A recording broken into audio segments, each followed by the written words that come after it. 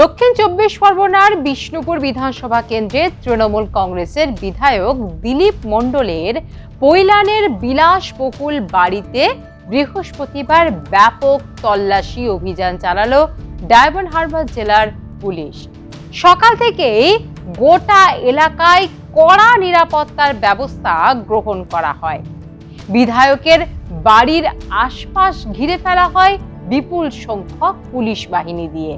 বাড়ির চারপাশে মোতায়েন করা হয় বাহিনী, যার জেরে এলাকায় ব্যাপক চাঞ্চল্য ছড়িয়ে পড়ে।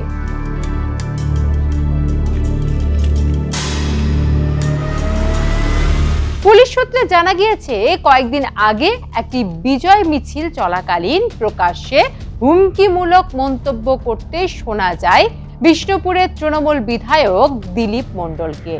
সেই ঘটনার ভিডিও এবং একাধিক অভিযোগ সামনে আসতেই বিজেপির পক্ষ থেকে ডায়মন্ড হারবার জেলার পুলিশ সুপারের কাছে লিখিত অভিযোগ দায়ের করা হয়।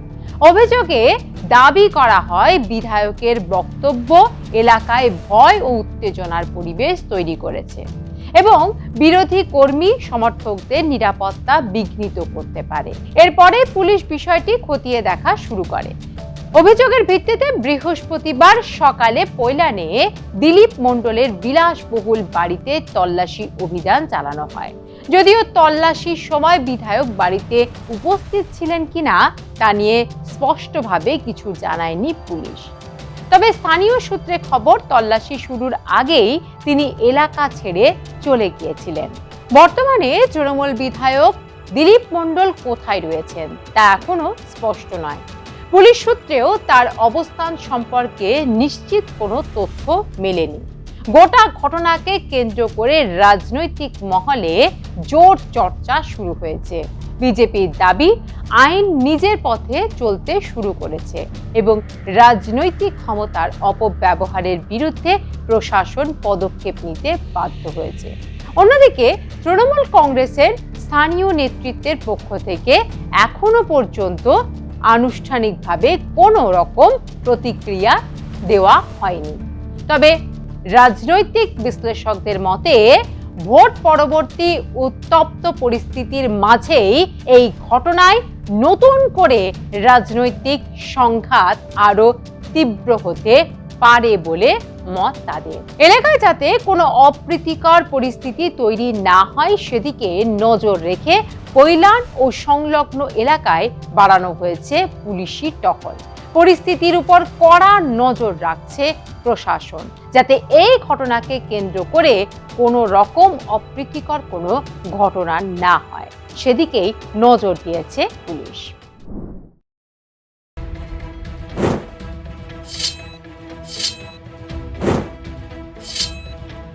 ভোট মিটেছে, ফলও স্পষ্ট, কিন্তু বাংলার রাজনীতিতে এখনও থামেনি লড়াই। কারণ এখনও বাকি কয়েকটা গুরুত্বপূর্ণ আসনের ভাগ্য নির্ধারণ।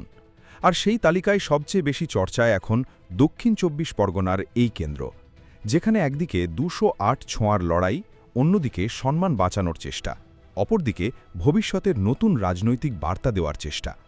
এই কেন্দ্রকে ঘিরে এখন উত্তেজনা তুঙ্গে। নির্বাচন শেষ হওয়ার পরেও এখানে থামেনি বিতর্ক, বরং সময় যত গড়িয়েছে ততই বেড়েছে অভিযোগের পাহাড়। ইভিএমে কারচুপির অভিযোগ থেকে শুরু করে পুনর্নির্বাচনের দাবি, সব মিলিয়ে টানটান উত্তেজনার আবহ তৈরি হয় গোটা কেন্দ্রে। শেষ পর্যন্ত বিশেষ পর্যবেক্ষকের রিপোর্টের ভিত্তিতে গোটা ফলতা বিধানসভা কেন্দ্রের ভোট বাতিল করে নতুন করে ভোট গ্রহণের সিদ্ধান্ত নেয় নির্বাচন কমিশন। আর তারপর থেকেই ফলতাকে ঘিরে নতুন করে শুরু হয়েছে রাজনৈতিক অঙ্ক কষা। গত 23 এবং 29 এপ্রিল রাজ্যে 2 দফায় বিধানসভা নির্বাচন হয়। দ্বিতীয় দফা ভোটের শুরু থেকেই উত্তপ্ত ছিল দক্ষিণ চব্বিশ পরগনার ফলতা। পুলিশ পর্যবেক্ষক বনাম তৃণমূল প্রার্থীর ঠান্ডা যুদ্ধ দেখা যায় সেখানে।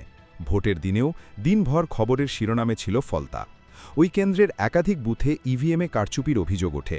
170 এবং 189 নম্বর বুথের ইভিএমে টেপ লাগানোর অভিযোগ উঠে আসে। শুধু ওই 2 বুথ নয়, আরও কয়েকটি বুথ থেকেও নানা অভিযোগ প্রকাশ্যে আসতে থাকে। বিরোধীরা ফলতার 32টি বুথে পুনর্নির্বাচনের দাবি তোলেন। সেই সময় ওই বুথগুলিতে পুনর্নির্বাচন হবে কিনা তার স্ক্রুটিনি প্রক্রিয়া খতিয়ে দেখতে দেশের মুখ্য নির্বাচন কমিশনার জ্ঞানেশ কুমার পশ্চিমবঙ্গের ভোটের জন্য কমিশন নিযুক্ত বিশেষ পর্যবেক্ষক সুব্রত গুপ্তকে নির্দেশ দেন। সেই নির্দেশ মতো পরিস্থিতি খতিয়ে দেখে দিল্লিতে প্রস্তাব পাঠান বিশেষ পর্যবেক্ষক। গত 2 মে গোটা বিধানসভা কেন্দ্রের ভোট বাতিল করে নতুন করে ভোট গ্রহণের সিদ্ধান্ত ঘোষণা করে কমিশন। একদিকে 208 করার বিষয়ে আত্মবিশ্বাসী বিজেপি। সপ্তাহ দেড়েক আগে 293টি বিধানসভা কেন্দ্রের গণনা হয়, 207টি আসন পায় বিজেপি। ফলতায় জিততে পারলে আসন সংখ্যা বেড়ে 208 হয়ে যাবে, আর সেজন্য কোনো খামতি রাখতে চায় না পদ্মশিবির। মঙ্গলবার বিধাননগরে বিজেপির দলীয় কার্যালয়ে প্রায় 2 ঘণ্টার বেশি সময় ধরে বৈঠক করেন মুখ্যমন্ত্রী শুভেন্দু অধিকারী। উপস্থিত ছিলেন রাজ্য বিজেপির সংগঠন সম্পাদক অমিতাভ চক্রবর্তী, সৌমিত্র খাঁ, শশী অগ্নিহোত্রী এবং জ্যোতির্ময় সিং মাহাতো। অন্যদিকে ফলতা বিধানসভা কেন্দ্রের তৃণমূল প্রার্থী জাহাঙ্গীর খান মঙ্গলবার অবশেষে ফেরেন নিজের বাড়ি। বিধানসভা নির্বাচনে তৃণমূল কংগ্রেসের ভরাডুবির পর থেকে প্রায় 1 সপ্তাহ ধরে খোঁজ পাওয়া যায় না ফলতার তৃণমূল প্রার্থী জাহাঙ্গীর খানের। তারই মধ্যে তার কার্যালয় চলে ভাঙচুর, কিন্তু তৃণমূল প্রার্থী নিখোঁজই ছিলেন। শেষ পর্যন্ত অজয় পাল শর্মার বাহিনীর সহায়তায় ফলতায় ফিরে আসেন জাহাঙ্গীর। আগামী 21শে মে ফলতা বিধানসভা কেন্দ্রে পুনর্নির্বাচন হতে চলেছে।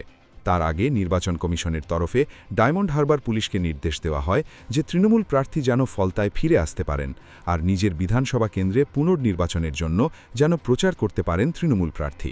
তারপরে অবশেষে বাড়ি ফেরেন জাহাঙ্গীর। কথাতেই আছে আশায় বাঁচে চাষা।